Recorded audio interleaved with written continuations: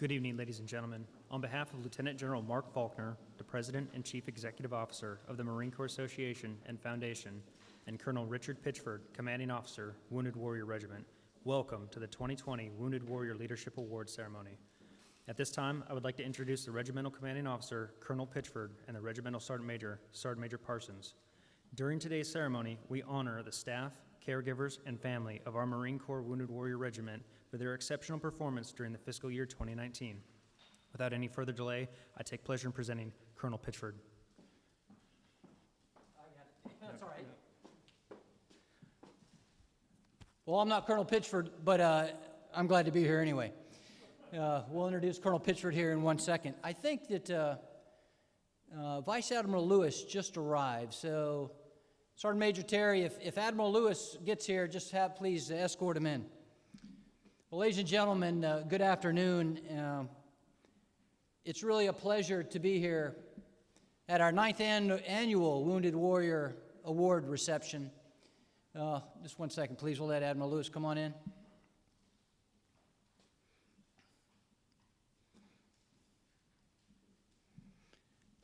Admiral Lewis, thanks for being here. Right there in the middle. Thank you. Well, again, ladies and gentlemen, it's good to be here. Like I said, this is our 9th annual Wounded Warrior Awards reception, and this year, just like we've done every year, together with the commanding officer of Wounded Warrior Regiment, we're going to recognize individuals, both military and civilian, who have excelled in the performance of their duties. Before we go too much further, let's talk a little bit about the elephant in the room, of course, and that's all things COVID. And it's impacted everything. We know that, right? It's impacted not only our nation, but it's impacted the entire world in some degree. But the fact of the matter is that the Marine Corps' mission doesn't stop because of a pandemic. And as a professional association of the Marine Corps, our mission doesn't stop either. And so we're pretty excited about continuing to recognize Marines and civilians that support Marines that have excelled in their occupational specialties. Before I get started, let me go ahead and welcome and acknowledge. You're all VIPs tonight, by the way, but let me acknowledge some individuals in particular in the room. First off, mentioned earlier, the commanding officer of Wounded Warrior Regiment, Colonel Pitchford, Rich Pitchford. Rich, raise your hand. And also Sergeant Major Parsons. Sergeant Major, where are you? Thank you for being here. Also, the Commanding General of the 2nd Marine Expeditionary Force, Lieutenant General Brian Boudreau. Brian, thanks for being here, and Karen, thank you for being here as well. General Boudreau is joined by his battle buddy, his Sergeant Major of 2MEF, Sergeant Major Lonnie Travis. Lonnie, raise your hand. Thank you for being here. And also Command Master Chief Fletcher. Master Chief, where are you? Right there. Thank you for being here. So we got the entire 2MEF leadership team tonight, and Brian, I want to thank you and your entire team for making this, supporting this, continuing to make it happen. Who's not here, but had a role in it as well, is Major General Dale Alford. Dale runs Marine Corps Installations East, and he's away off on Marine Corps matters. We have a lot of leadership in here from 2MEF tonight. Major General Mike Cedarholm, the Commanding General of 2nd Marine Aircraft Wing. Mike, where are you? Homie, right there in front of me. It's good to see you. Thanks for making the trip from Cherry Point. Appreciate you being here. We also have the Commanding General of Marine Special Operations Command, Major General Jim Glenn. Jim, thank you for being here. Where are you? Right here. Thank you. Thanks for being here, Jim. And also, I think your Command Master Chief, Command Master Chief Martin is here as well. All 6'9" of you, Master Chief. Thank you for being here. I think you provide some bodyguard support to Vice Admiral Lewis later. Appreciate you being here. Speaking of Vice Admiral Lewis, Woody, thank you for being here. Vice Admiral Lewis is the commander of 2nd Fleet and also of Fleet Forces Command in Norfolk, and I sincerely appreciate you making the trip from Norfolk to be here tonight for not only the Wounded Warrior ceremony, but for the dinner later where I know you'll provide some comments. So thank you for being here. Thank you for your leadership. You know, I probably should have started with our award recipients, and that's really why we're here. If you're an award recipient or a family member of an award recipient, I'd ask you to stand right now and be recognized. Please stand. A round of applause, please. Thank you. And congratulations in advance. You know, we wouldn't be here at all recognizing the performance of these individuals without our corporate sponsors, our industry sponsors. And I'll talk more about you later, but you continuing to stick with the Marine Corps Association and Foundation through this tough time, I appreciate it. More importantly than that, I know I speak for lots of Marines out there, and I dare to say the comment on the Marine Corps for the support that you continue to give our organization, so thank you. Brigadier General Marcella Monahan, retired, is out here. Marcella, it's good to see you. We also have the 17th Sergeant Major Marine Corps, Sergeant Major Mike Barrett. Mike, where are you? Hoorah, good to see you. Sergeant Major Barrett, always motivated. Thank you for being here. And just across the board, we appreciate everyone's support. So if you could bear with me here before I kind of turn it back over to the commander of Wounded Warrior Regiment. Take a look at your program. Reach in that little safety packet, if you will, and I'm just going to walk you through it very quickly here. Of course, if you open it up, of course, the agenda around along the left-hand side. But then you see our 6 awards tonight. Our Section Leader of the Year award, sponsored by GE. GE's not here tonight, but I want to thank GE publicly. Our Civilian Staff Member of the Year, and we have Jeff Chappell from MSC here. Jeff, thank you for being here. Appreciate what you do. Our Recovering Service Member of the Year, Dennis Simpson, is here from Focus Marines Forward. Dennis, where are you? Thank you, Dennis, for your continued support. We also have, turn it over, our Enlisted Leader of the Year award. Greg Nelson is here, representing ST Wooten. Greg, I talked to you early. Thank you for being here. Family Caregiver of the Year award, Jimmy Kendrick from USAA. Jimmy, thank you for being here. And finally, our Officer Leader of the Year award, retired Lieutenant Colonel Jeff Speets. Jeff, thank you for being here. I appreciate it. Okay, I'll congratulate him again when he gets here, Leanne. Thank you very much. So let me just kind of wrap up just with a couple comments here about Wounded Warrior Regiment and what they do, and the commanding officer will talk more about it here in a minute. But our Wounded Warrior Awards program is really one of 5 programs in our foundation where we recognize these individuals, military and civilian, that continue to take care of Marines and Marine family members to reintegrate combat and non-combat wounded individuals back into our Marine Corps. And they do a lot of work, and they do a lot of work behind the scenes, and it's very personal, and they make a huge difference. And they continue to do that regardless of whether we're embroiled, forward deployed in Iraq or Afghanistan. So without further ado, the commanding officer of Wounded Warrior Regiments, Colonel Parsons. It's good to see you. Rich, thank you.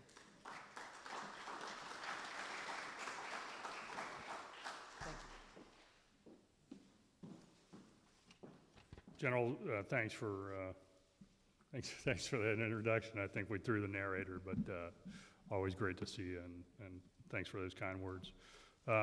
Admiral Lewis, General Boudreaux, Sergeants Major, Master Chief, distinguished guests and visitors, General Glenn. Thank you all for coming. Thanks to the Greater Carolina MAGTF and for our DVs and senior leaders from across the Marine Corps. As General Faulkner said, everybody in this room is a VIP, so thank you very much. Sergeant Major Parsons and I have been looking forward to this event for quite some time.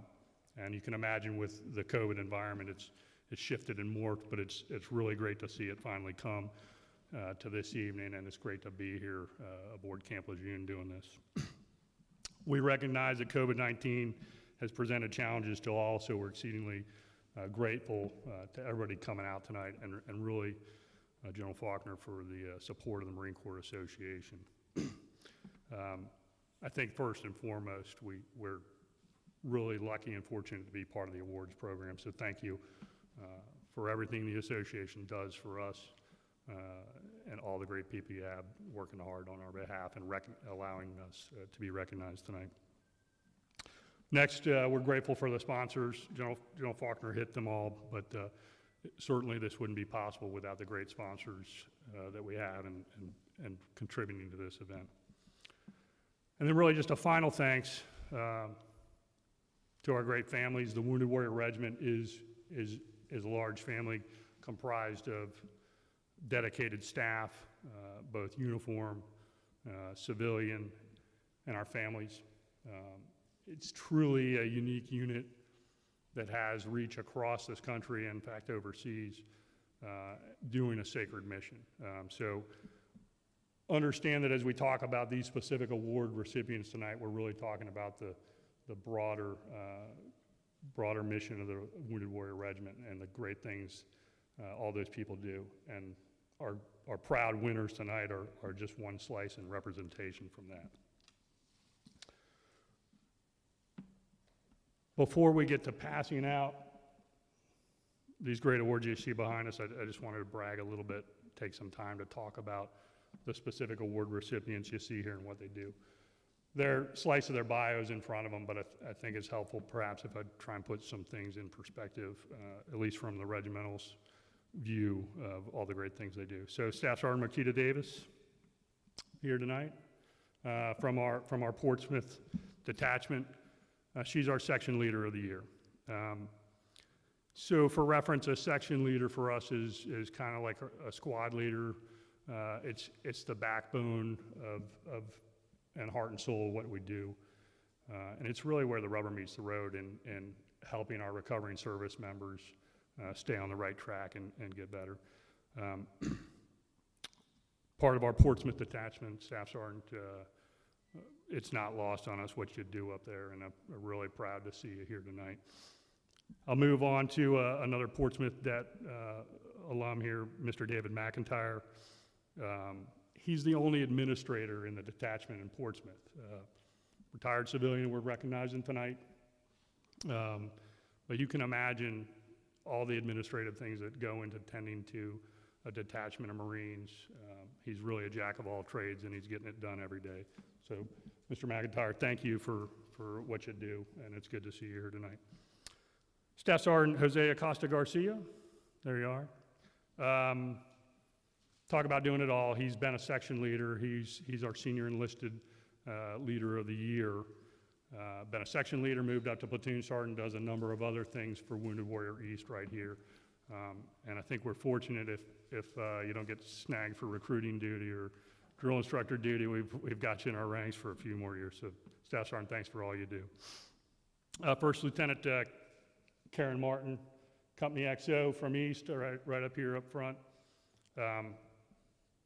Most folks get that, being a Company XO, you're doing a little bit of everything and you're always on point getting things done, and it's an important position in any unit. She's doing all that. I'll tell you what's particularly impressive to me. I first met her when we were out at Camp Pendleton for the Wounded Warrior Trials, which is an enormous undertaking. It's the Warrior Reconditioned Athletic Program, and you see all our warriors doing these athletic events and performing all sorts of feats of strength, et cetera. But she was the team OIC for East, and when you see the undertaking and what she brought to the table, you really understand the impact that officer had. So she's our officer leader of the year. Miss Donna Thielen, I think it's great to me that we recognize family caregivers. Donna's not here tonight, but she's our caregiver of the year. And I'll tell you that really watching the love and compassion and dedication she has for her daughter's recovery really just inspires us all. So Donna, I hope you're watching this live stream, but we're really proud to have you in our ranks and thankful for everything you do. Last and certainly not least is our recovering service member of the year. So Corporal Rasdal, promoted as of June, right? July. Just got the chucks updated in time.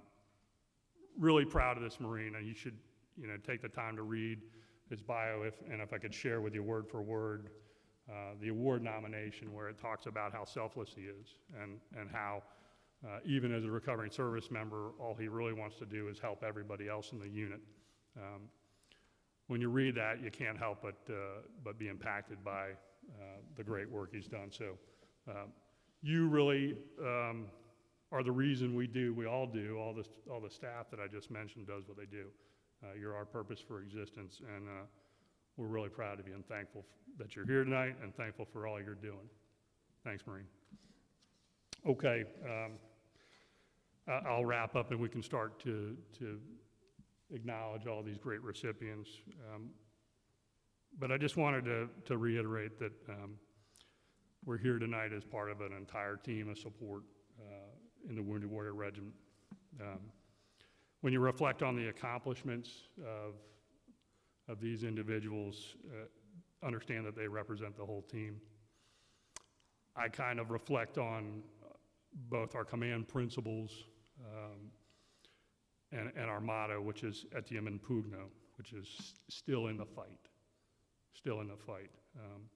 One of our most fitting command principles that I'll share with you that Sergeant Major Parsons provided as part of what his expectations were for the unit is that everybody in it would be physically, mentally, and morally tough, and not just the recovering service members that we expect that from, but ourselves as staff that are trying to help these Marines and sailors along their way. Physically, mentally, and morally tough. I think this principle really applies to certainly all these award recipients represent the best of that. We know that resiliency and really those words, physically, mentally, and morally tough, are important. I'll tell you that everyone in here that's recognized tonight truly represents that. They are indeed physically, mentally, and morally tough, and they are indeed still in the fight. Thank you. Semper Fidelis.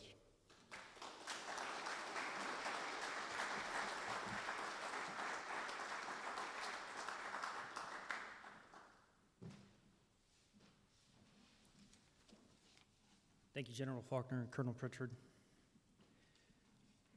At this time, if I could ask General Faulkner and Sergeant Major Parsons to join Colonel Pitchford at the center stage.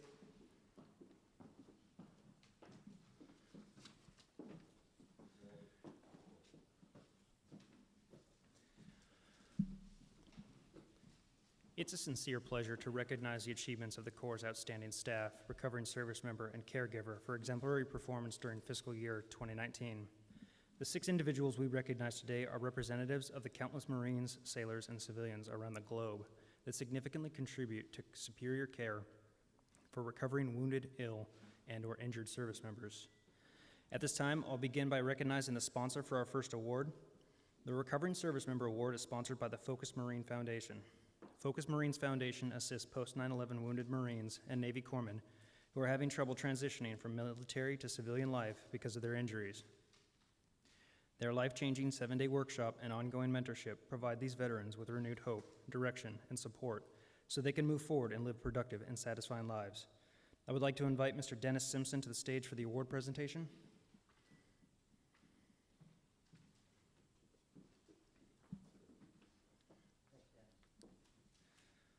The Recovering Service Member of the Year Award is presented to Corporal Joseph J. Rasdell from Wounded Warrior Battalion West, Camp Pendleton.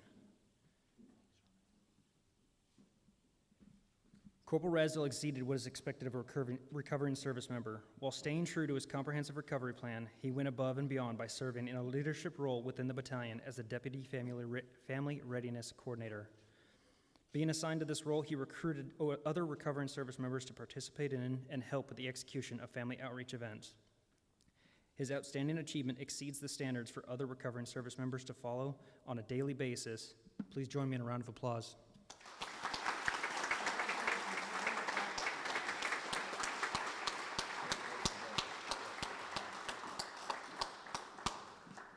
Thank you, Mr. Simpson. Thanks, Dennis.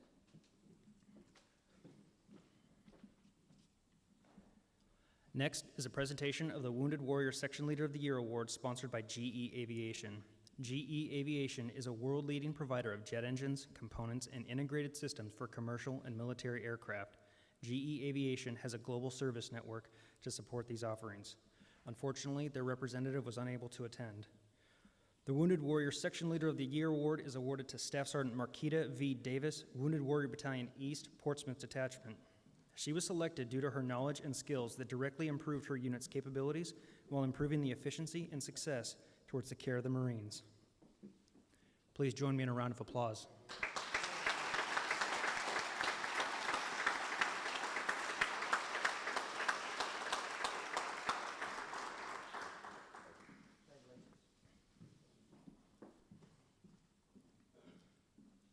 The next presentation is the Civilian of the Year Award, sponsored by MSC Direct. MSC is a leading North American distributor of metalworking and maintenance, repair, and operations products and services. I would like to invite Mr. Jeff Chappell to the stage to assist us with the presentation.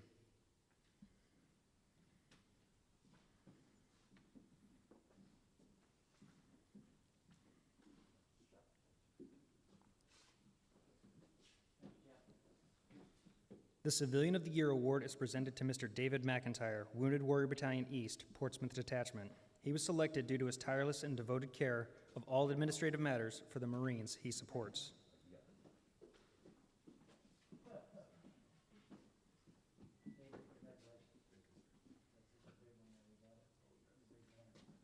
Please join me in a round of applause.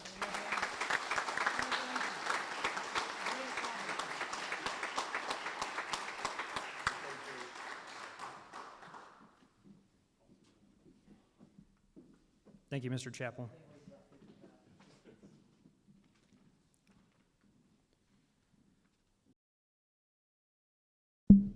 The next presentation is the Enlisted Leadership Award, sponsored by St. Wooten. I would like to invite Mr. Greg Nelson to the stage to assist us with the presentation.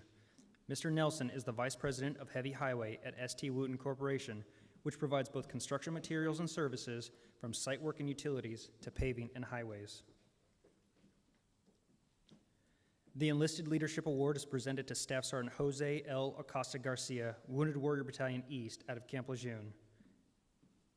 He was selected due to fulfilling many roles within the battalion that included platoon sergeant, section leader, and unit transition coordinator.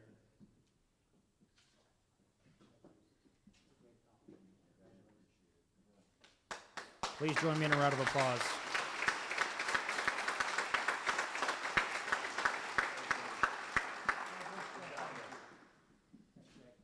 Thank you, Mr. Nelson.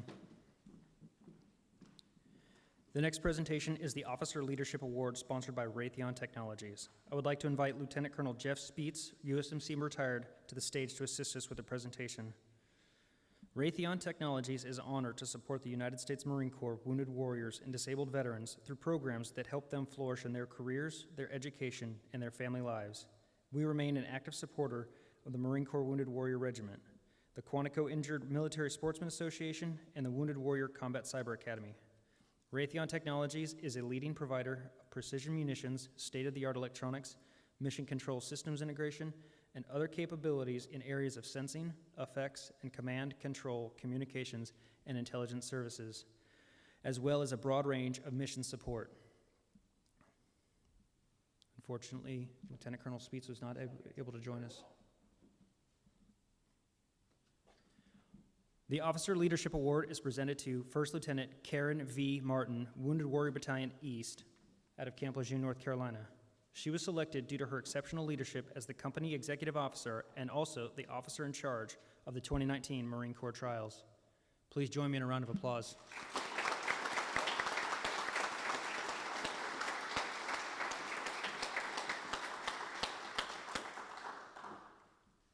This evening's last presentation is the Caregiver of the Year Award, sponsored by USAA. At this time, unfortunately, Mr. Jimmy Kendrick was not able to attend. As I was. At this time, I would like to invite Mr. Jimmy Kendrick to the stage to assist us with the presentation. Mr. Kendrick is Relationship Director of Military Affairs at USAA. USAA is dedicated to serving military members and their families through insurance and by offering more benefits than any other major financial provider.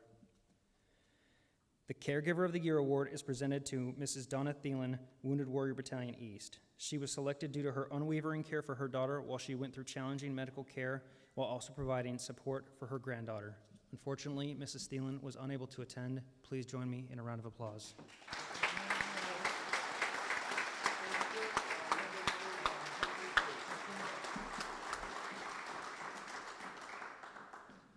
Ladies and gentlemen, the Leadership Awards of Wounded Warrior for fiscal year 2019. Thank you and congratulations to all the awards and sponsors.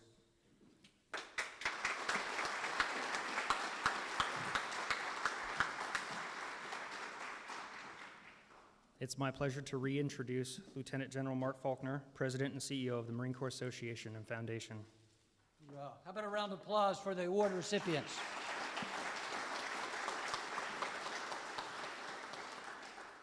How about a round of applause for the leadership of Wounded Warrior Regiment and Wounded Warrior Battalions, please?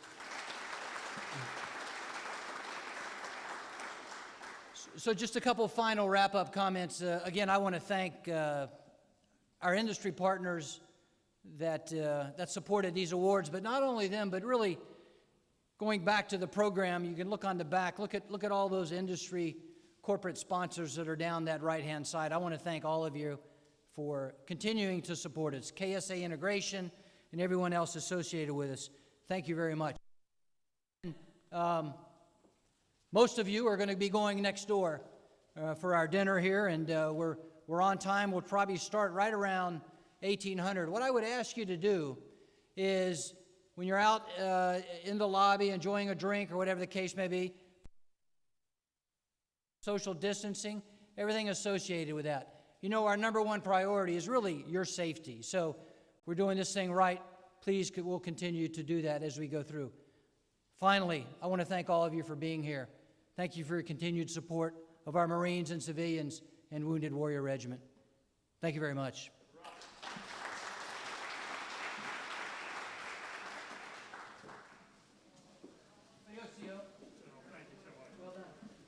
Ladies and gentlemen, this concludes today's ceremony. Thank you for your attendance. All awardees and sponsors are invited to share the stage for picture opportunities.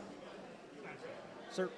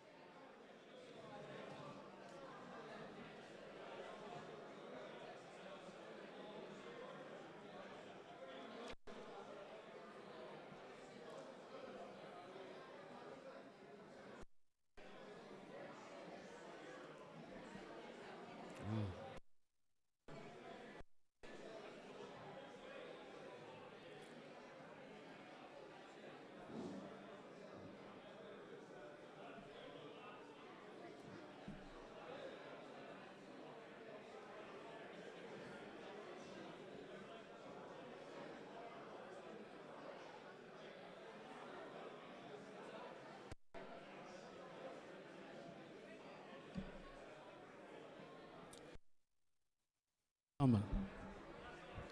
Could you hear me? Good evening, ladies and gentlemen. Let me have your attention, please.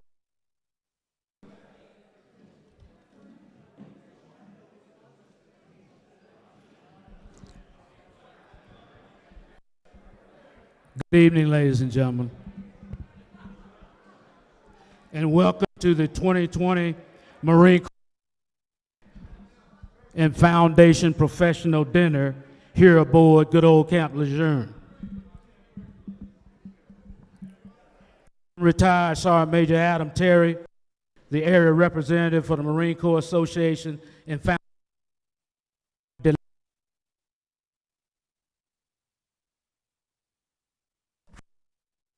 Also, felt congratulations to our regiment awards recipients that were recognized earlier this evening. Congratulations. For tonight's ceremony, I don't think I need that. It's from the 2nd Marine Division and led by Staff Sergeant Phillips from Queens, New York. Our color guard support for tonight's ceremony is from the Wounded Warrior Battalion East. The color sergeant is Sergeant Diaz from Brentwood, Texas. Ladies and gentlemen, please rise for the presentation of colors, the playing of our national anthem, and remain standing for return of the colors, Anchors Away, and Marines Hymn. March on the colors.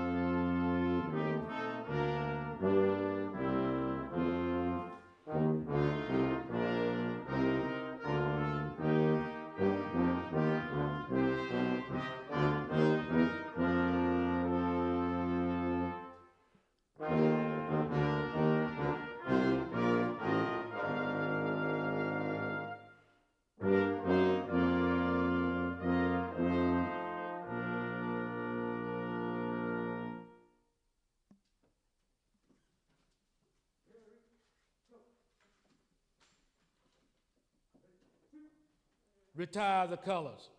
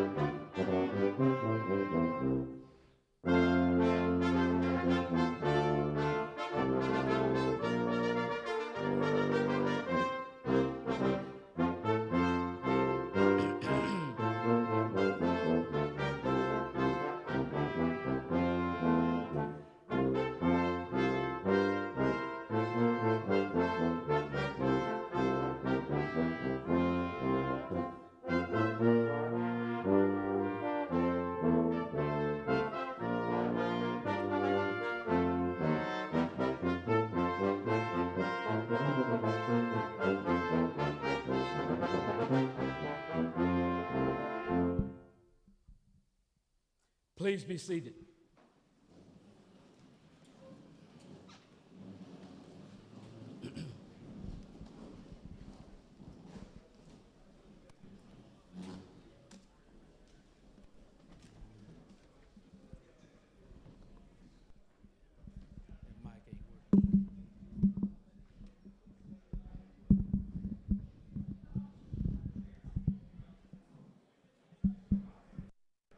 Testing.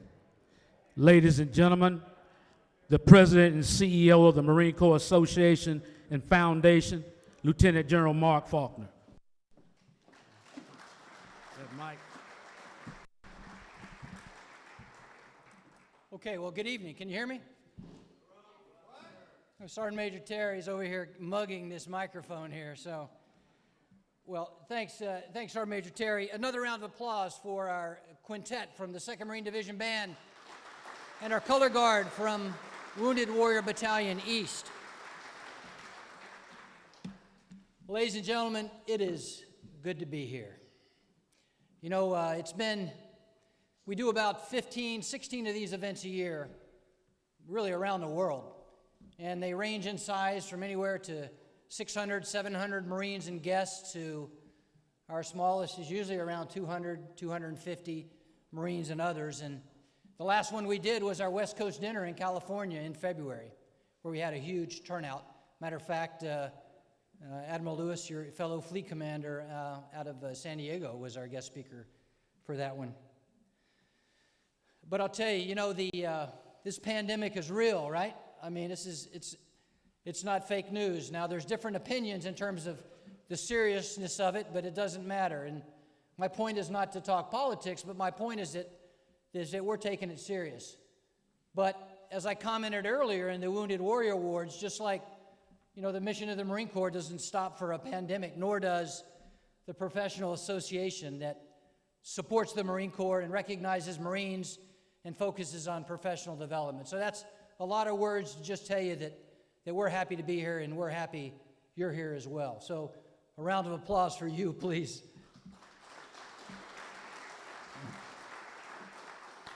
You know, Leanne Mitchell off of our team has done a really good job, which she always does, in terms of taking it seriously and focusing on your safety and your health and kind of packaging everything in there with masks and everything else. So I would encourage you to continue to focus in on that as we go throughout the evening, unless you're eating or drinking.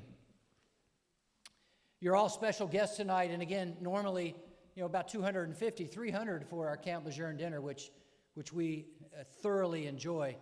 But tonight, a little different, just for social distancing. But there's some folks in particular that I want to recognize, and thank you for being here. Is first off, the Commanding General of 2MEF, Lieutenant General Brian Boudreau, and his wife Karen. Thank you both for being here, CG.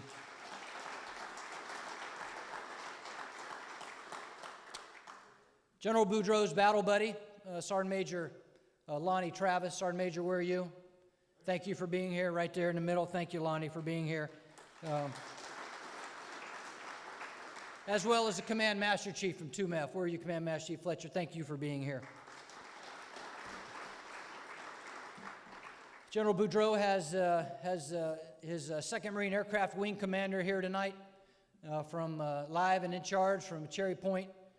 Major General Cedarholm, where are you? Mike, thank you for being here.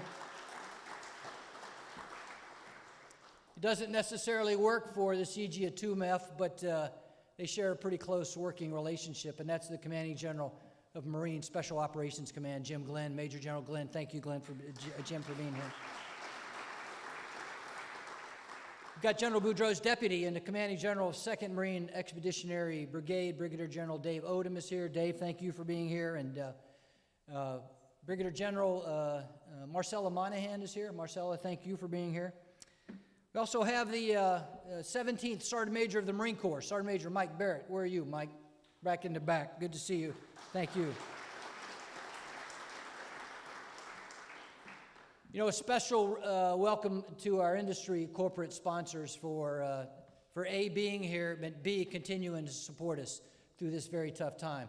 I know it's tough for you as well. I can't imagine. but we couldn't do what we do without you. And it's a broken record. You know, it's an echo. I say that every time. That's because it's true every time. And we appreciate you being here and what you continue to do. And you know what? It's not over, right? So we're going to get through this eventually. We're going to look at next year's budget together. And we'll see what that looks like.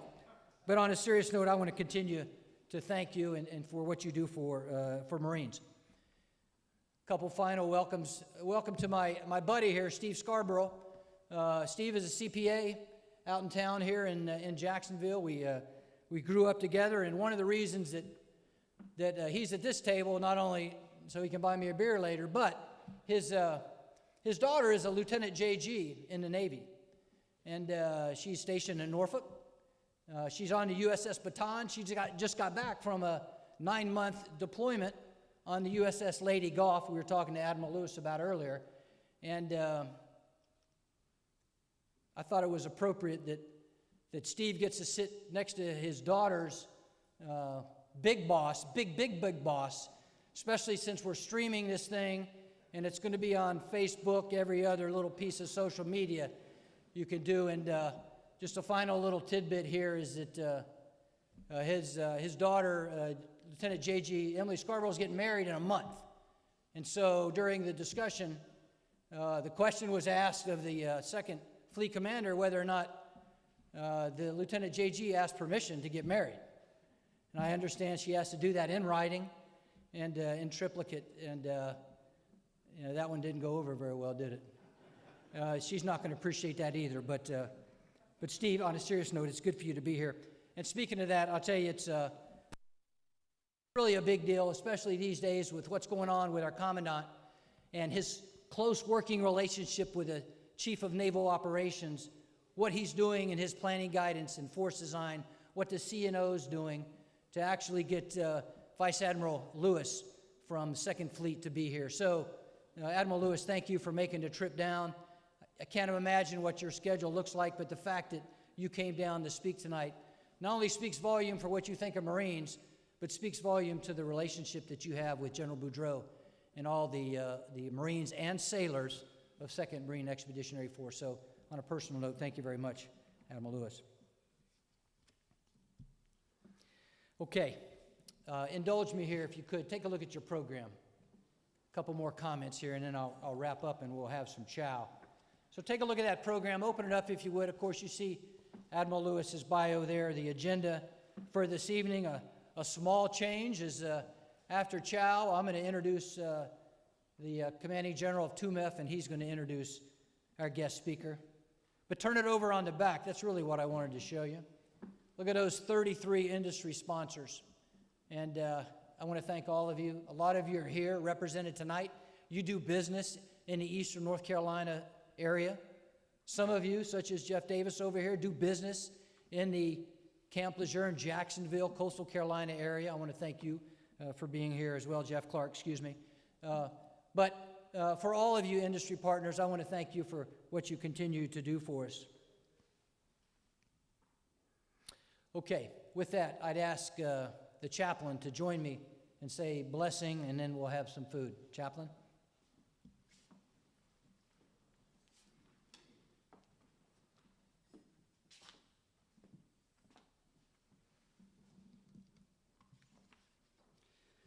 It's an honor to be with you this evening. Let us pray. Almighty God, we're grateful for the opportunity to gather tonight for the Marine Corps Association and Foundation dinner. We remember all the Marines who have gone before us and their dedicated service and sacrifice in defense of our nation. We pray for those Marines who are deployed. We ask you to watch over them and help us find ways to support their families. God, we ask you to bless all of our wounded, ill, and injured Marines. We're inspired by the honor, courage, and commitment they demonstrate each day. May we have opportunities to give them compassionate care and service. God, we ask you to be with each of us. Sustain us with your unfailing love. Bless us with health and resilience, and help us to be always faithful to the values of the Marine Corps. We're thankful to the Marine Corps Association and Foundation for their support of the professional development of Marines. May we enjoy a night of fellowship, learning, and growth. Finally, we pray for a blessing on this meal, which we're about to share. In the Lord's name we pray, amen. Amen. Thanks, Chaps. Okay, ladies and gentlemen, enjoy your meal and enjoy each other's camaraderie.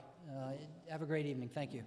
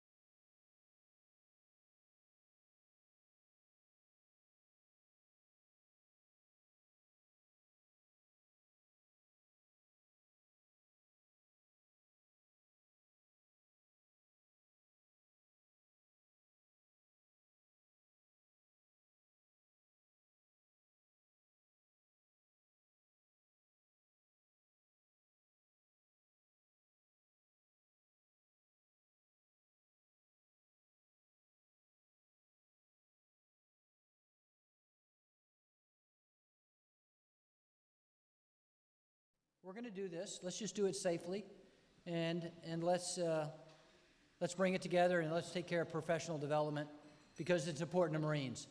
So I want to thank you, Brian, personally, and on behalf of Marine Corps Association Foundation. And the second thing is professional development. You know, Commandant speaks pretty clearly in his planning guidance about the importance of continuous professional development. You've read his planning guidance, so probably a lot of you have read all the things he's doing in the Marine Corps in the future. But one of the things he's pretty clear about is professional development, like camouflage, is continuous. And it's the individual Marine or sailor's responsibility to take care of their own professional development. And the Commanding General of 2MEF has always been a huge proponent of professional development, whether it's the Marine Corps Gazette, whether it's battle study, or whether it's taking care of getting smart in one's profession. And that's what Marines and sailors do, and that's what we do as the Marine Corps Association and Foundation. So again, I want to thank you, General Boudreaux. Ladies and gentlemen, the Commanding General of 2MEF, General Brian Boudreaux.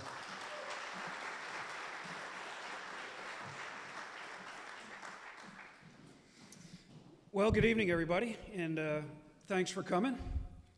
You know, General Faulkner and I were OCS mates back in 1982, right? I think something like that. So we've known each other a long time. And I want to thank you for coming out. You know, if we wanted it, we tried to control it, right? The Association Foundation, in terms of numbers that we could put in a room and stay, you know, reasonably distanced. If we didn't want to do that, we could have easily had 300 people in here tonight just based on desire. That's all it was simply, it wasn't lack of interest for sure. And so I want to just start, and I'm only going to say a couple of minutes worth of things here tonight, and one of them is the importance of this organization. You know, when we just think about what the Gazette and the Leatherneck alone deliver, we would not be the kind of organization we are if we didn't have that kind of dialogue or tie back to our history and the stories and the articles that are written, and also the stories about the future. It's super important. And if we didn't have it, we would need to create it. And this organization really is just all about giving. And tonight is just another example of that. And I want to also congratulate all the award winners, you know, through the Association of Foundations work and corporate sponsorship to present those awards tonight, because it's all about recognizing excellence in the Marine Corps, period. It doesn't matter which organization, which regiment, which MEF, which division. The Association Foundation's been there to do that for us, and we're indebted. And, you know, if we can help build this is our organization. And if we can help build it, we need to try to do that if humanly possible because of all the goodness that comes from it. It's just all about giving. That's it, right? That's all it is. Battle studies. We have personally benefited. Libraries, unit libraries, all that. You know, Mark's not going to stand up here and talk about all that, but our Marines are better Marines in 2MEF because they have access to that. They get, you know, there's going to be a little bit of a bounce in the step of all those Marines that were awarded tonight and recognized, just like there are for all the other prestigious awards that the Association Foundation does. It helps our Marines continue to want to perform and be United States Marines.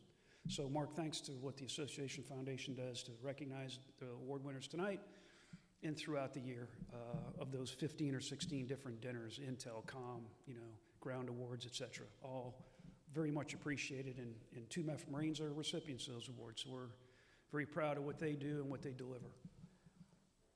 Next, I just want to introduce Vice Admiral Lewis. I would say this even if he wasn't here, who I personally consider, probably the most operationally savvy and the best sailor in the United States Navy, period, hard stop. And that's with no disrespect to the Chief of Naval Operations or any other great sailors that are out there. But when it comes to operational excellence and truly appreciates and understands and desires to want to continue to integrate and do things with the United States Marine Corps, Vice Admiral Lewis is the epitome of that. One simple phone call on, hey, Admiral Lewis, would you care to come down to Lejeune and talk to a group of folks and, you know, about the wonderful work that Second Fleet and Joint Forces Command Norfolk JFC Norfolk, where he also wears a NATO hat. He's also a NATO commander and not just commander of U.S. Second Fleet, in the great work that's going on. So you've seen his bio, right? Over 5,000 hours of mishap-free flying. 1,100 arrested landings on a carrier, 6 different operations over the course of his career. He and I have been known each other probably for a decade, if not longer. When he was at the Maritime Ops Center up in Bahrain, and I was passing through to being battle buddies. He was N3, N5 for ops plans and strategy for the Navy when I was plans, policies, and operations for the Marine Corps. And then we've had the good fortune of hooking back up here. And when the Navy needed to stand up another fleet, who did they call on? Admiral Lewis. Absolute perfect choice for things that Second Fleet does to defend the homeland and to play the away game against the Russian threat.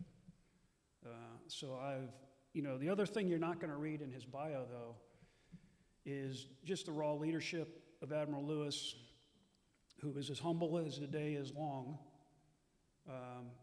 in the charitable kind of work that he does when the uniform comes off. So he's very involved with his church. I know that he would go around and collect up furniture and have furniture and support folks that needed furniture, are homeless, so he's doing a lot of work through his church. His wife, Mary, super involved in Navy and Marine Corps Relief Society, like Karen had been in a similar capacity working with Mary, and many others, I'm sure maybe in this audience, have done that. But the Lewises, as a family, are the ideal leaders that we would want to see in the United States Navy. So it's not just what Woody has done over his career, it's what Mary has also done to continue to support sailors and Marines alike through the Navy and Marine Corps Relief Society. So he's got a lot to talk about tonight. We're on a great path together with a common vision, and we already see things that we can improve together on Marine Expeditionary Unit training and certification, as well as getting ready for whatever may unfold in Europe. And one just has to look around and see what goes on in Belarus right now, and issues in Lebanon, and it's an unstable world, and we got the right admiral at the right time, at the right place, doing great things, and it's just a real pleasure and privilege to be a battle buddy with Admiral Lewis. So without further ado, Commander U.S. Second Fleet, Commander Joint Forces Command Norfolk, Admiral Woody Lewis.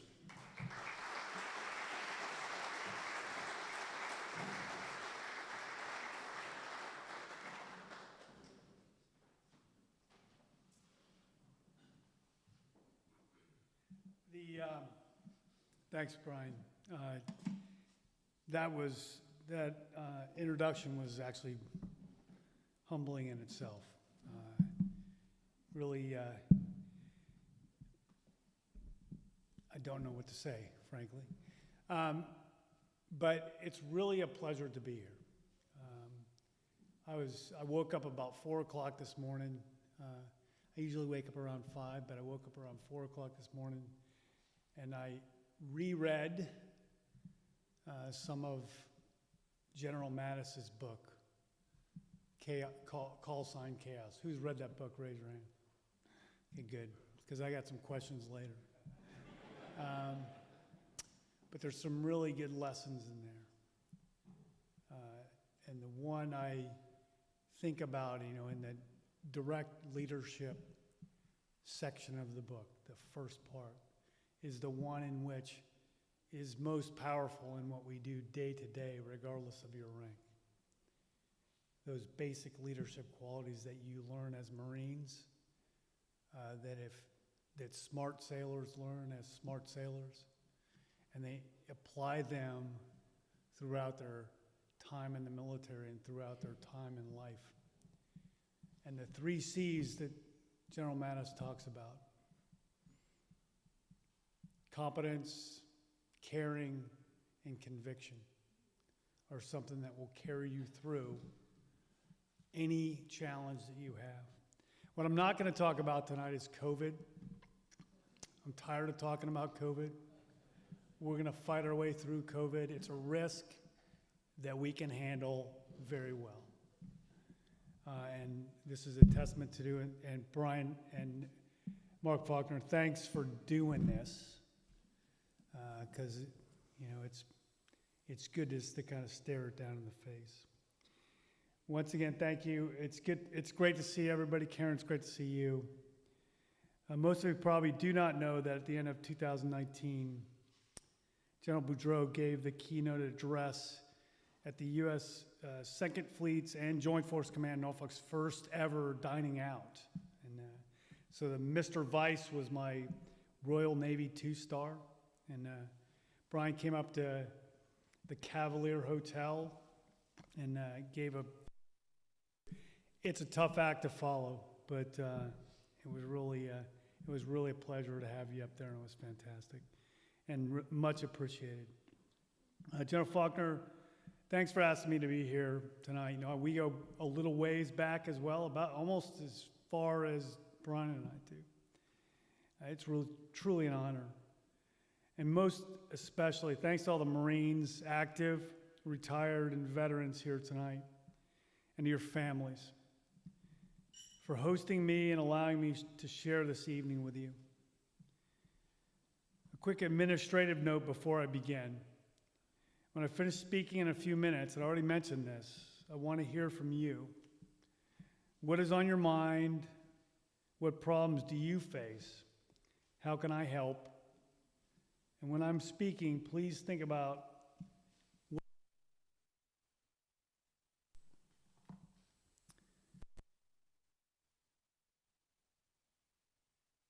this working okay? Yeah, there we go.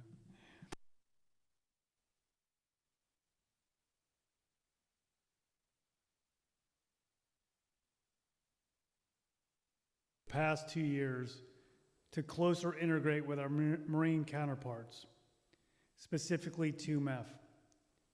It was our first and remains our most important command relationship. In fact, Camp Lejeune, I think I said that right now, was one of the first places, in fact, the first that I visited when I took command of 2nd Fleet on the 24th of August in 2018. And I've had several opportunities to visit here in the last 2 years, even in August, although tonight is a lot nicer than it was 2 years ago. The majority of my remarks today will focus on the partnerships between 2nd Fleet and 2MEF. But first, I want to take a few minutes to reflect on current affairs. When I agreed to speak to you all in January, the event was meant to have three times as many individuals joining us, and certainly I wouldn't have imagined that I would be issued a mask at the door. We're fast approaching a presidential election, and for the last several months, the death of George Floyd has sparked widespread protests and riots and a national conversation about race. I want to share with you a couple stories about a couple individuals. First one is on August 21st, 1968, 52 years ago tomorrow, a Marine named James Anderson was posthumously awarded the Medal of Honor. James, a native of Los Angeles, was just barely 20 years old when he found himself in the lead element on a foot patrol with his unit, 3rd Marine Division in Vietnam. His platoon was ambushed with heavy gunfire, and suddenly an enemy grenade landed in the midst. James unhesitatingly reached out and grabbed the grenade and pulled it to his chest. His body absorbed the major force of the explosion and surely saved the lives of his nearby fellow Marines. For his action on February 28, 1967, Anderson was the first African-American Marine to be awarded the Medal of Honor.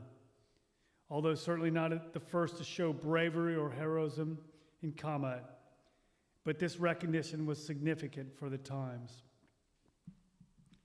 The second story is a personal story. I was an Air Wing commander on Harry S. Truman with a Marine squadron, VMFA 312, and when I was a strike group commander, I had a Marine squadron, VMFA 251. And I was walking fought on the flight deck, and whoever's fought on the flight deck, I know homie has. I was walking along, and I thought we were having an eclipse or something. And it was this very large man in front of me. And this guy's name was, I walked up to him, pat him on the back like this. Gunnery Sergeant Walker. And I said, "You are the biggest son of a bitch I have ever seen in my life. If I get in a fight, I want you on my side." And he's, started laughing. And so fast forward when I'm a strike group commander. And he's now an E8. And he's back in the other squad, the squadron deploying on Theodore Roosevelt. And he calls me up, or I bump into him in the passageway, and he says, "Hey, sir, can I come up to the flag bridge, bring some of my Marines up there to watch the transit through the Strait of Hormuz?" I said, "Yeah, sure." So he of these Marines to watch the boats and Iranians and do their silliness out there. And, he explained it. He stayed up there for 3 or 4 hours. And about a year ago, during Hurricane Dorian, just prior to that, he called me and he said, "Hey, I'm getting promoted to E9. When you come down and promote me in Beaufort?" And, I said, "Absolutely, I would." Sadly, I wasn't able to because the hurricane kind of made a mess of things down here. But I intend to get down there and catch up with him. A guy who is also an African American, a very big, muscular guy who I would want on my side in any fight. But the Marine Corps has recognized his character and promoted him as a leader based upon his character and his accomplishments and his ability to achieve the mission. And that's what the Marine Corps has learned and will continue to learn, to treat its people right and treat its people according to what is inside of them, not what's on their skin color. We come from all walks of life with different and valuable experiences and perspectives. Our differences make our services, our connection to each other and our families and communities even stronger. And we need unity within our ranks more than ever. The threats out there are far more menacing than we face within. We in the military are the 1% of our society. It's the calling, it's the service to our nation that has brought you here, being a part of something larger than yourselves. The proud legacy of the Navy and Marine Corps team. In early April, when USNS Comfort was docked in Manhattan, I met with the mayor of New York. He told me that part of the reason he wanted support from the military in his hospitals was exactly that warfighting spirit, our resilience. We know how to stay the course and remain focused on the objective through chaos. And as I mentioned in the book earlier, which is undoubtedly what our world has experienced this year. And so we as military members must be leaders in society during this difficult time. We must look for commonalities and ways to unite. It is only through unity of effort, mutual respect and understanding, and love for one another that this nation will be successful. The Navy Marine Corps team below, on and above the sea, and in space and cyberspace is the key to ensuring our global maneuver power as America's first response force. This is especially true in the Atlantic. The Atlantic is a critical link to the worldwide fight. Whether our ships are ultimately deploying to the high north, the eastern Mediterranean, or the Arabian Gulf, East Coast ships must first sail across the Atlantic and be prepared to face whatever threats may present themselves in this contested space. When I commissioned in 1985, our primary competitor was the Soviet Union. And as such, my early training was focused on near-peer threats. My contemporaries and I had to quickly adapt to a new battle space during the first Gulf War. When I was first ordered on a combat flight in the country, I was somewhat in disbelief. I'd never imagined that I would be flying a combat mission over a foreign land. My experience to date had been only on ranges. By 2001, I was deployed, God bless you, on Enterprise, we were well trained for war in the Middle East.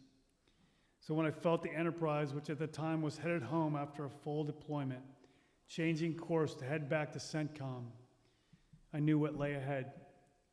Fast forward 15 years and many more carrier deployments to when I was stationed in the Pentagon for the third time, sadly, as the N3, N5, and the release of the National Security Strategy and subsequent National Defense Strategy, and a follow-on Navy strategy.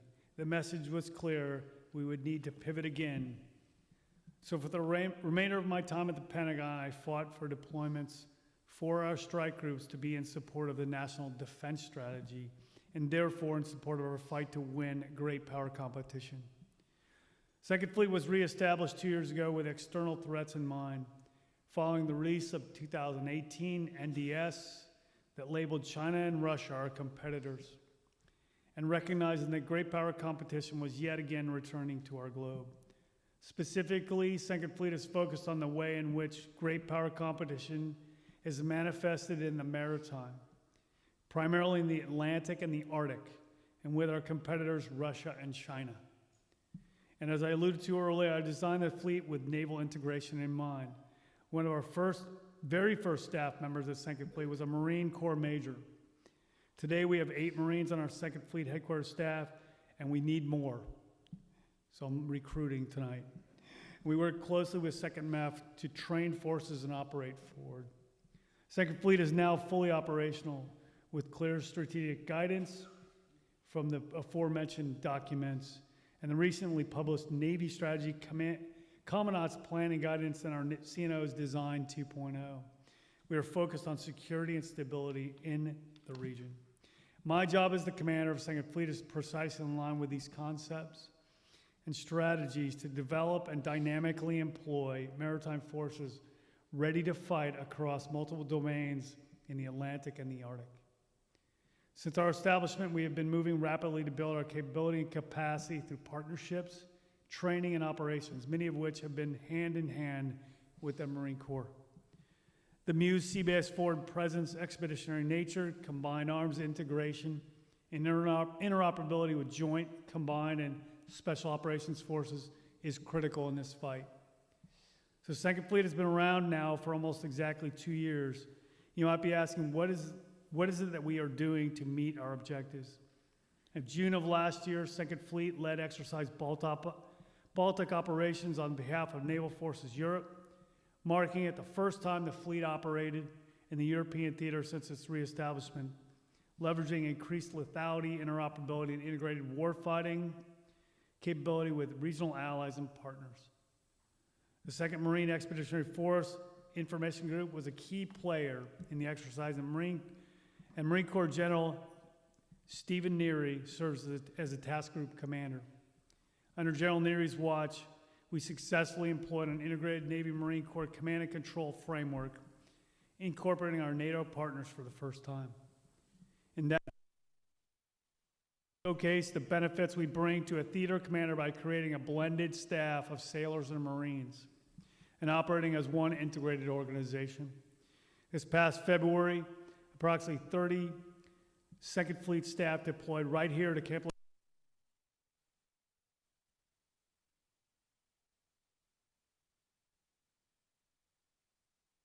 Operations Center exercise also integrated the Second Fleet staff with our Marine counterparts at 2nd Marine Expeditionary Force. And then this past summer, the Harry Truman Carrier Strike Group and Marine Corps elements assigned to General Cederholm's Marine Aircraft Wing recently completed the 2nd phase of their operations in the Atlantic. They conducted naval and air integration exercises that improved Navy and Marine Corps integration, communication, power projection in the form of strikes, and enhanced readiness of air defense assets. And we are changing our processes as we are learning. A few weeks ago, we welcomed home the Bataan Amphibious Readiness Group and the 26th MU, who truly had a historic deployment. Last summer when BAT-ARG and the 26th MU was going through workups, preparation for deployment, the ARG and MU just needed to transition swiftly from training for deployment to delivering supplies, transporting, U.S. relief personnel and providing medical evaluations from the Bahamas a week after Hurricane Dorian slammed into the island nation. Several months later, the BADARG was deployed and they executed a fleet battle problem while crossing the Atlantic. The classification of the operations exceeds this room, but in the Atlantic, the largest threat is Russian submarines, which are among the most effective tools in the Kremlin's arsenal and have not suffered the same decline as its surface forces.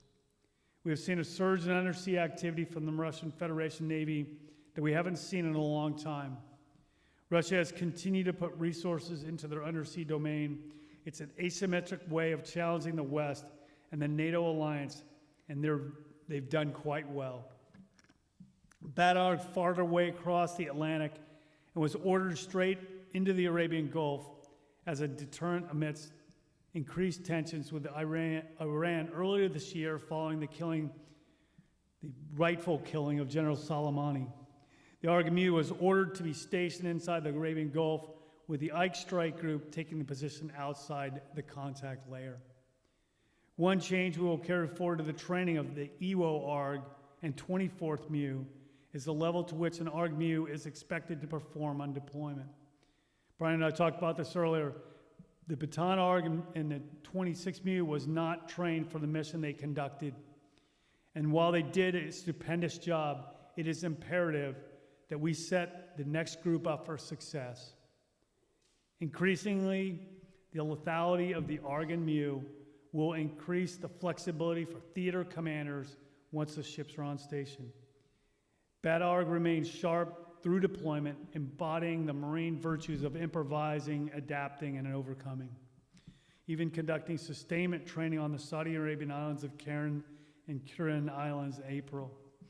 The training not only increased the MU's readiness, but also reassured our regional partners that we stand ready to defend and deter aggression.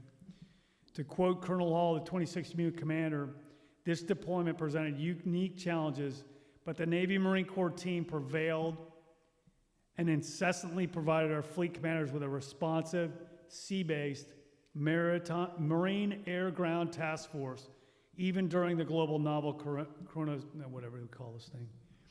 BADARG and the 26th MU set a very high bar and to continue to meet and raise in coming years, starting with the EWO ARG and 24th MU, who are getting ready to start their deployment workups. In this fall, 2nd Fleet will join forces with 2 MEF for their MEFX to participate in the command and control exercise designed to synchronize and bring to bear the full spectrum of Navy Marine Corps team operations.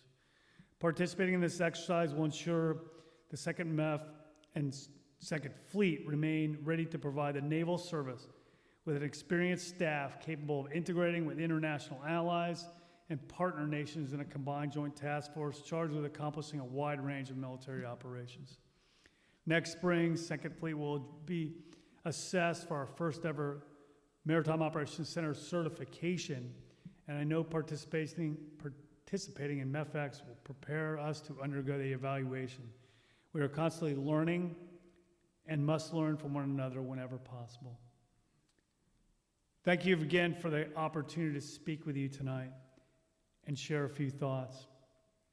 I ask that when you leave here, you reflect on where we are headed as a naval service, but that you also reflect on what you can learn from our history. Reflect on PFC Anderson's courage, sacrifices, and the lessons we can take from them today.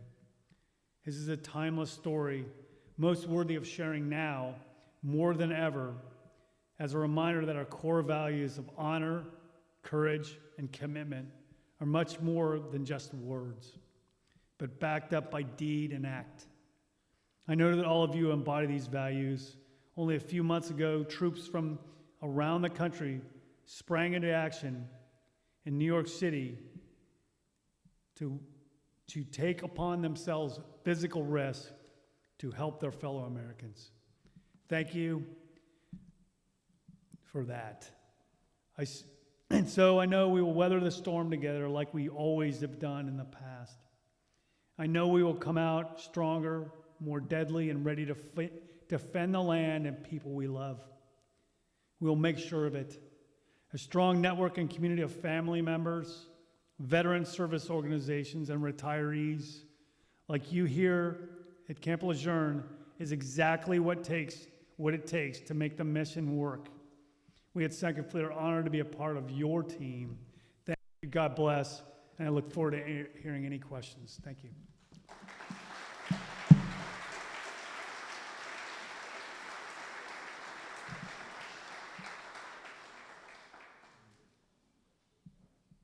Yes, sir. Good evening, Admiral. Thank you very much for your remarks. Colonel Brian Russell, I'm the commander of General Boudreaux's MEF Information Group. So I'm responsible for planning, synchronizing, conducting operations in the information environment. We'd like to hear your thoughts on how Second Fleet is currently approaching information warfare and how we might be able to do that better as a Navy and Marine Corps team. Thank you, sir. What was your first name again, Brian? Yes, sir. Okay. Do you want to come up to Norfolk? No, it's a very good question. My new N6 is just left the Baton ARG, and he was the information warfare officer on the Baton. And last week when we were at over at EOTG Lant at Little Creek, I spoke to the gang over there, 24th MU and the EWO team, and I dragged over my new Fleet Marine officer, Colonel Clark, and my N6, and put the dot on them for two things. One, naval integration, and two, information warfare, and the broader composite warfare commander way of doing business, which uninteresting to people who are not, in that business of command and control or command and feedback, but something that the ARG and the MU need to take on. And General Boudreaux and I have talked about this.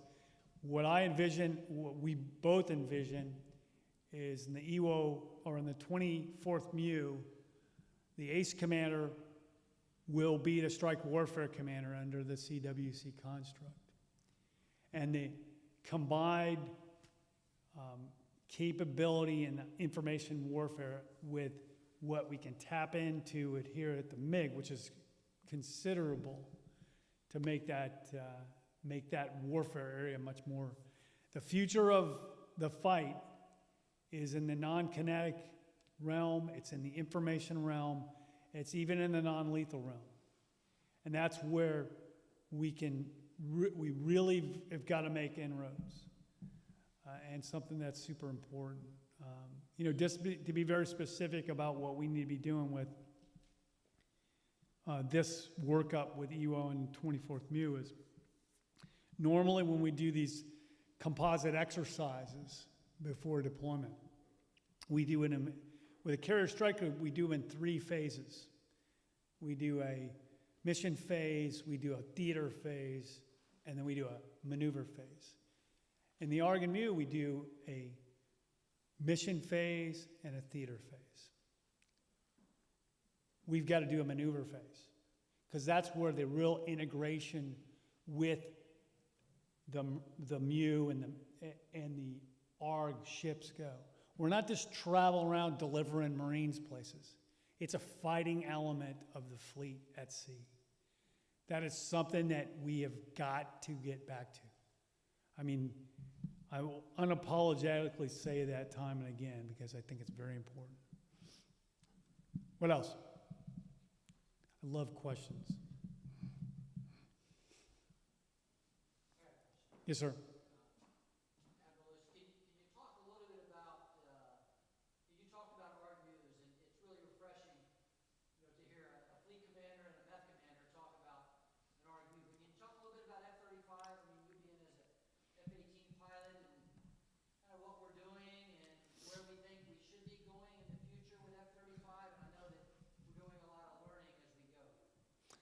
Sir, it's a good question, and I General Cedar-Home's got a little bit of time on the F-35. I don't have any. I do have some similar time, but what I do have is I I have 2 deployments flying this thing called Harriers, which is, you know, I did an exchange tour with the Royal Navy flying the Sea Harrier with the Brits. So I deployed twice on HMS Invincible.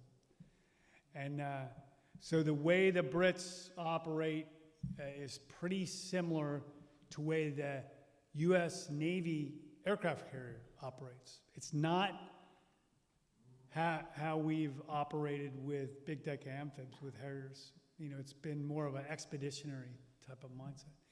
I think what we need to do with the F-35,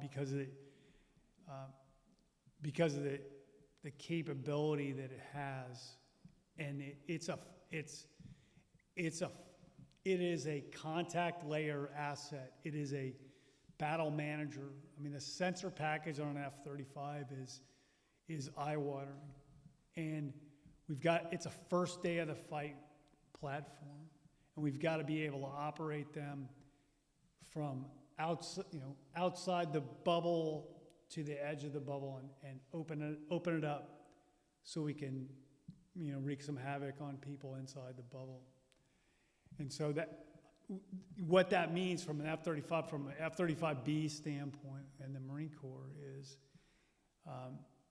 you know, I think we need to be looking at operating from the sea more, you know, with the big deck amphibs. You know, we were talking about this earlier, that, you know, the WASP is configured for F-35s, and putting more than just, you know, half a dozen or a dozen F-35s, putting, like, you know, we've done some things in the past where we war gamed putting 20 F-35s on board an amphib and doing some things. As you all probably know, the Queen Elizabeth, the Brits' new aircraft carrier, they're building 2 of them, Queen Elizabeth and Prince of Wales. They are deploying next year with 24 F-35s, 12 Royal Navy, Royal Air Force F-35s, and 12 U.S. Marine Corps F-35s. And fully integrated. It's a very capable platform, the ship is, and it's built to launch and recover F-35s. And there's a lot of things we can learn from them because it's a high classification level with all the systems and whatnot. So I think there's a lot we can take away from that. It's going to be good. You know, it's a big tax on the Marine Corps for sure, but something that's worth doing. Sir.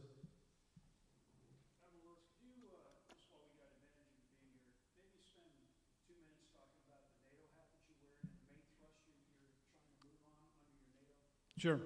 Yeah, thanks, Brian. So let me just look at this from a historical sense. Anybody ever heard of the Battle of the Atlantic? Okay, so I would say there's 4 battles of the Atlantic.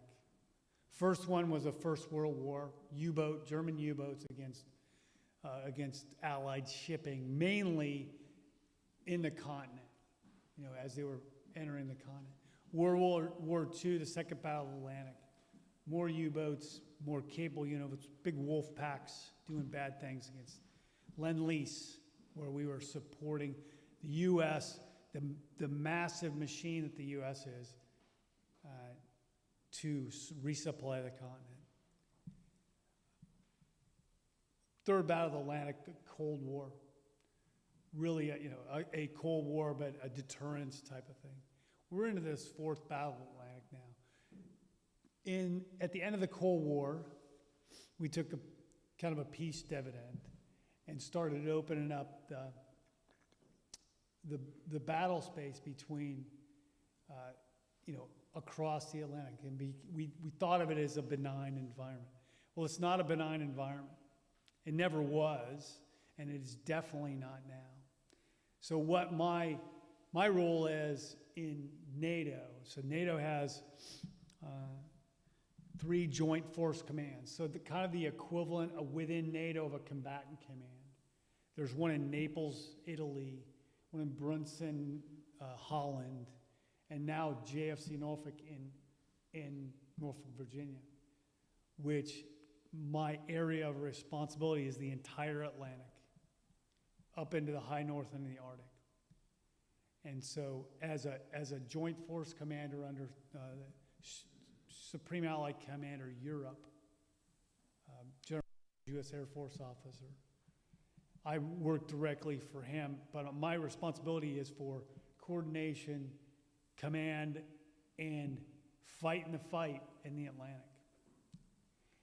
And so, way I look at it, in many respects, is my second fleet, maneuver arm on the U.S. system is a component of my joint command of JFC Norfolk. And I've been trying to get General Boudreau to offer up the Marine Corps as a land component commander, but that's something that we've really got to work through. Just to give you an idea of what the commands are like. On the second fleet side, I have 4 exchange officers, non-reciprocal exchange officer.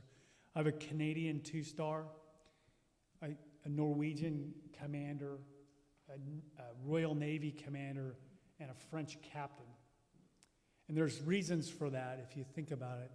The relationship across the Atlantic, that we rely very much upon the Norwegians and their very unique relationship with the Russians, particularly in the maritime.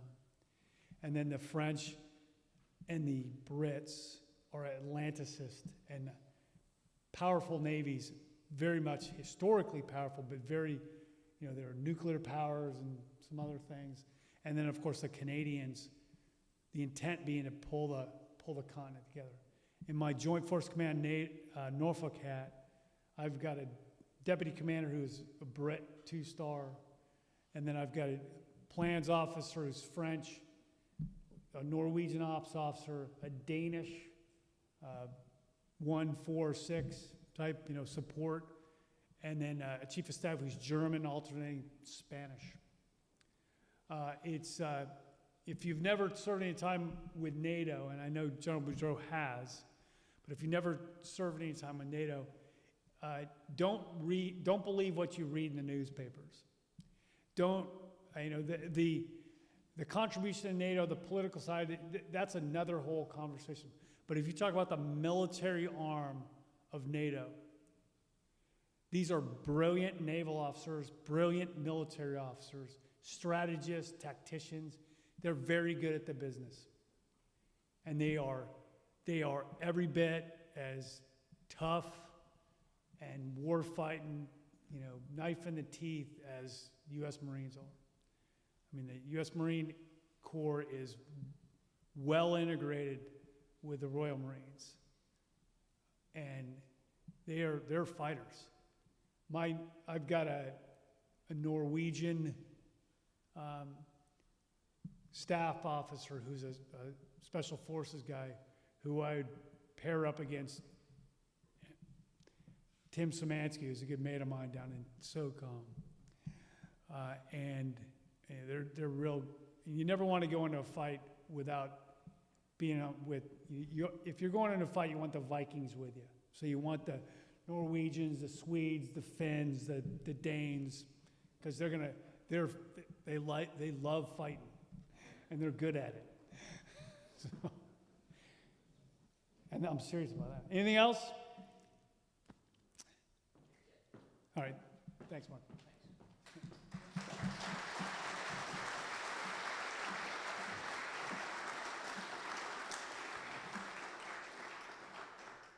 Well, that was tremendous. I was just thinking as Admiral Lewis was talking about, a lot of times we talk about how busy we are, right? Our to-do list, but how'd you like to be responsible for the Atlantic, right?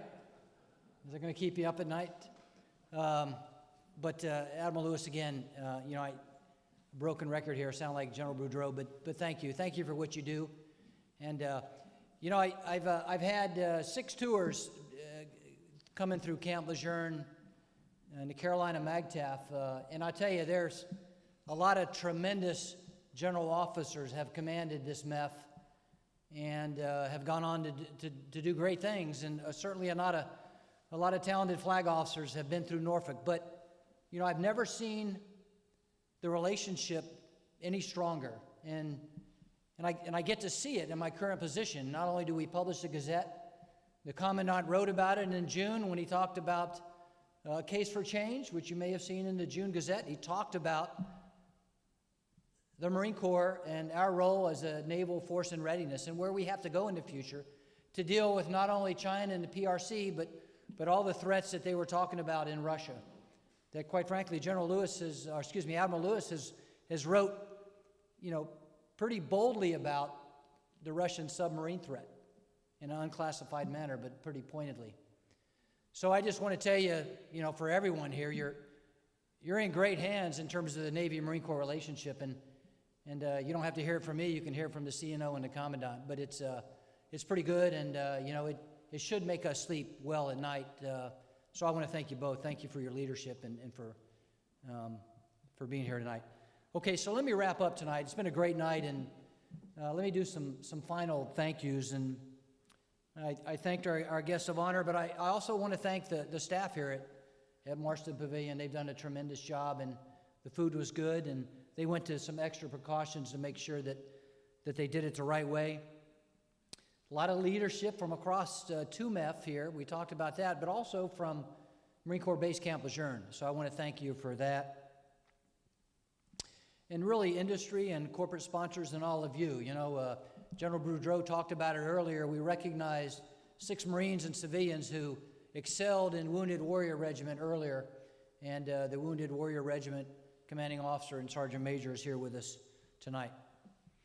Okay, finally, last but not least, indulge me. Let me talk a little bit about my staff. Leanne Mitchell, who's here. She continues to do amazing work, especially in this environment. Sarah Cohen, Mike Munson, who is our guy on sound. Well done, Mike, and streaming this thing. Eric Wagner, and then Sergeant Major Adam Terry, stepping out with those full 30-inch steps. We really appreciate that. Okay, well, ladies and gentlemen, that's a wrap. Doesn't mean you have to go home, but if you stick around for an adult beverage, please do it safely. Enjoy yourself. Thank you for being here. Thank you for what you do day in, day out. Semper Fidelis. God bless all of you. Thank you.